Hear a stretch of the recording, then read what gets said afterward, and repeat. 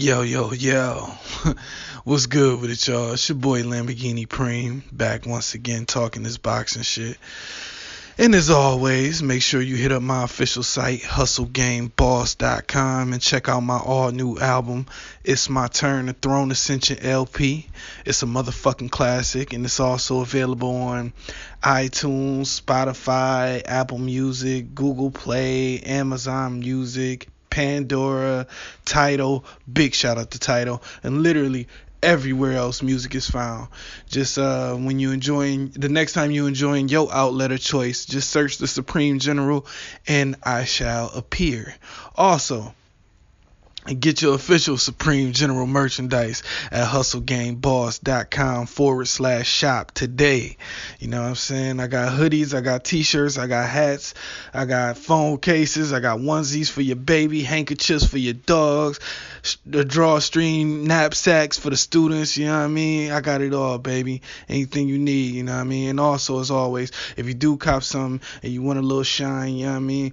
Just tag me in. Take a picture of whatever you cop, whether it's a shirt, you know what I mean? Take a picture of you rocking it or whatever, or if you just bumping my music or whatever, just take a picture of it and tag me on Instagram at HustleGameBoss or Twitter at HustleGameBoss, or on Facebook. You can find me by simply searching the Supreme General. Just shoot me a message or tag me, you know what I mean? And I'll repost your shit, show you some love, man, because I always want to show love and appreciation to those who have shown love and appreciation to me. You know what I mean? It's a real big deal to me. You know what I mean? Because when you fucking with me, you fucking with the best, you know? So there's that. Now on to the video. This one in particular today is my thoughts on a fight that I had overlooked for a while until I just recently seen my man come back out like this. Come back out in the public, I should say, in the public eye. And that's this upcoming fight rematch between David Haye and my man Tony Bellew. You know what I mean? I think it's going to be a pretty good fight, man, for as long as it lasts. Now, I'm going to make two predictions in this. Because you got to when you fuck with David Haye. You never know what you're going to get with David Haye, man. When he's in top physical form, man, I don't believe there's too many heavyweights that could fuck with him, man. He would be one of the few heavyweights, if he was in peak physical form, that I would pick to actually have a chance to beat Deontay Wilder. He's probably the only guy. You know what I'm saying? I don't think Joshua can do it. I don't think Ortiz can do it. I damn sure don't think Parker can do it. The only guys I see that even have a shot to do it, man, would be David Haye. I shouldn't say guys, just one guy. But that's only because David Haye has a very awkward and unique style that would give a guy like Wilder fits, man. He moves too much. He's too quick with the in and out. And as my man Dwyer always say, big shout out to Dwyer. Make sure you subscribe to his channel if you haven't already. Very good and informative shit over there.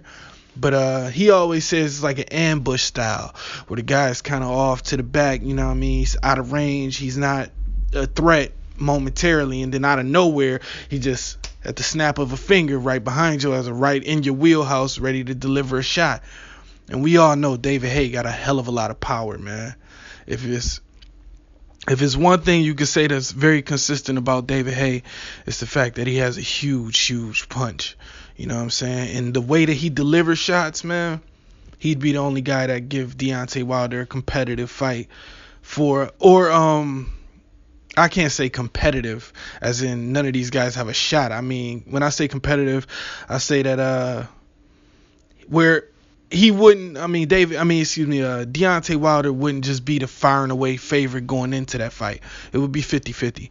Just about everybody else, I would have to shade towards Deontay Wilder at least 70-30. Just about every other fight. You know what I'm saying? Be a slim to none chance that any of the other guys beat him except David Haye.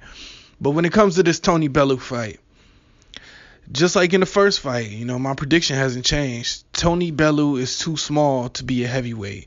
And David Haye at this point has been a heavyweight for years.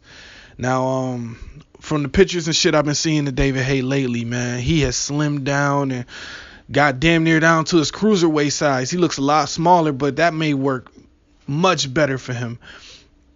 especially with the kind of style that he has, where he uses so much athleticism that, being a smaller guy could benefit him greatly. And plus with the Achilles injury, which is a rough injury, it's really hard for any athlete to come back to top form after an injury like that. But with that, this may make it a lot easier for him to do the job I expect for him to do against Tony Bellew. And because of the fact that Tony Bellew isn't a true heavyweight, I believe that the just a in shape Haye, a smaller in shape Haye, should be one of those guys that trouble him. I don't know, man. Tony Bellew is just too small of a guy, in my opinion. I believe that once Haye start landing on him, he's gonna just be. Well, I don't want to say that because I don't want to say it like make it seem like as if Tony Bellew just ain't shit. That's not the case. But I do believe that David Haye, like I said in the first fight, is outside of just being a bigger guy, he's also the better athlete. Plus he has more power. Plus he has better technique in a lot of different ways. Now, Tony Bellew approached the first fight perfectly. Even if David Haye was in prime form, it would have took him a while to get to Tony Bellew the way he was fighting, man. I loved it, man. It was really good to see. Now, true indeed, in that fight, David Haye was on one leg, basically. And, and to me, he just looked really, really big, man. He looked really, just too big. Maybe he had, like they kept saying that the man had injuries behind the scenes, but given his pull-out history, he couldn't pull out of the fight, which is, that's just, shit is what it is. To me, I believe David Haye faked a few of them previous injuries, you know what I'm saying? Like the Tyson Fury shit, it just seemed very suspect to me. Even if he didn't fake them, I hate to say that about an athlete, man. I really do.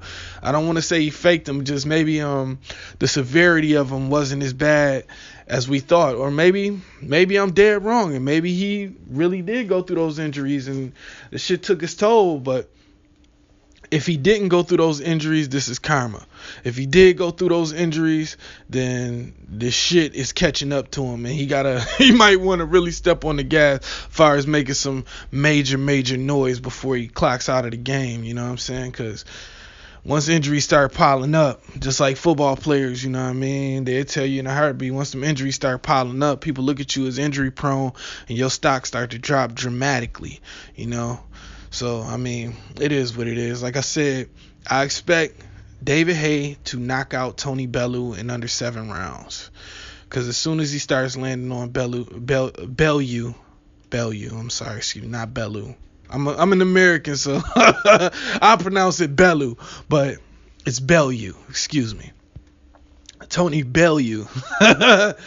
He got a good chance in this fight, man, but he can't knock out David Haye. That's number one, because we saw David Haye with the one leg eat all his shots, basically. So we know that his power didn't carry up to heavyweight. Either that or David Haye just has a hell of a chin, which also could be the case. You never really fucking know. But yeah, man, I think this is Tony Bellew's cash out fight. I hope to see him in Creed 2. So my man Adonis, Hollywood, Creed, can get his motherfucker get back from losing that fight. And by the way, man, I want to send a big shout out to Tony Bellew for having one of the dopest entrances in movie history, man. That was one of the illest entrances I have ever seen. I still really, really like that shit, man. And shout out to Crepton Conan too, UK boys. Tell them don't waste my time. If she ain't fucking, she got to go. I was fucking with that shit, man. Man, real talk, man. Next time I'm in the UK, man, if I bump into y'all boys, man, we gotta put something together, man. That shit was dope, man. I fuck with y'all. But yeah, this ain't no movie. This is real life. And in real life, David Haye just got too many advantages all the way around, and I expect him to win in dominating fashion.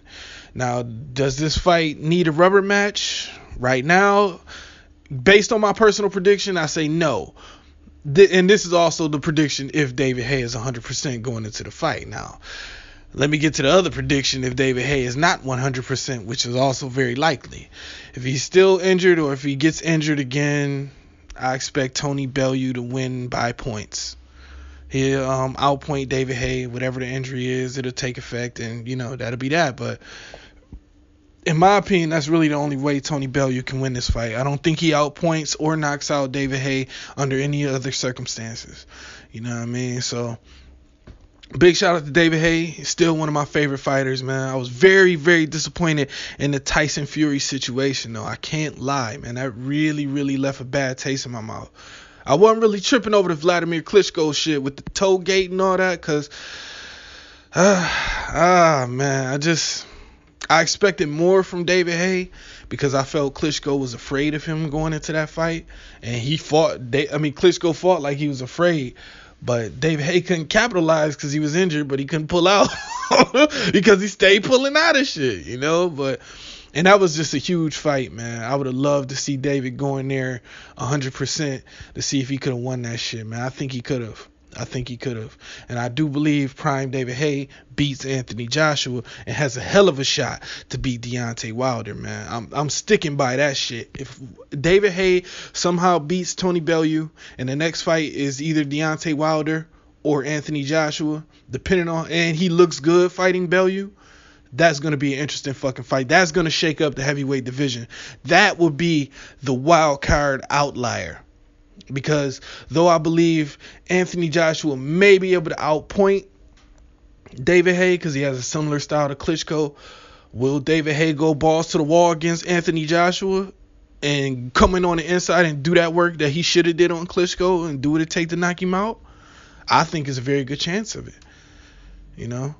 Same thing with Wilder, man. And Wilder's not a chinny guy, man, but David Haye got some pop, man. That's going to be interesting. So I'm going to be looking forward to this fight, man. The outcome is not a toss-up in my opinion. It's a foregone conclusion. David Haye by knockout or David Haye by points if Tony Bellew can survive, which I doubt. He's just too small. This is the heavyweight division. These are the big boys, and it's not a game, man. And David Haye's power, even if y'all was at cruiserweight, still wouldn't be a game. So big shout out to Tony Bellew for taking the rematch, and big shout out to David Haye for just being David Haye, man. I appreciate you, guy, man. I like the shit that you do in the ring, man, but I would like to see a lot more consistency. You know what I'm saying? I like to see you stay away from the injuries, and I like to see a lot more consistency.